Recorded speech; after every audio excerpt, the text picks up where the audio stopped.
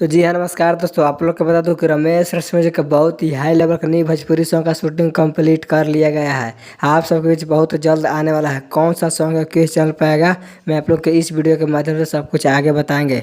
उससे पहले अगर आप लोग मेरे चैनल पर नए हैं और रमेश रश्मि जी को सच्चे वाला फैंस है तो इस वीडियो को दिल से लाइक करके चैनल को सब्सक्राइब जरूर करता है। बिना समय लेते हुए इस वीडियो को स्टार्ट कर देते हैं। सबसे पहले मैं आप लोग को बता दूं कि जो रमेश रश्मि जी का सॉन्ग आने वाला है उसका अभी पोस्टर रिलीज नहीं किया गया है, लेकिन आप सबके बीच एक से दो दिन के सॉन्ग बनाया गया है, काफी हाई लेवल का सॉन्ग को बनाया गया है। काफी खर्च पैसा इसमें लगा है बनाने में। तो आप लोग क्या लगता है कि इस सॉन्ग को बहुत जल्द आना चाहिए या नहीं आना चाहिए, इस कमेंट के माध्यम से अपनी राय सुझाव जरूर दें। और अभी तक मेरे चैनल को सब्सक्राइब नहीं किया तो सब्सक्राइब कर ले और इस वीडियो को ज़्यादा से ज़्यादा शेयर भी कर दें। तो आज का वीडियो यहीं तक रहने देते हैं, तो मिलते हैं नेक्स्ट वीडियो में।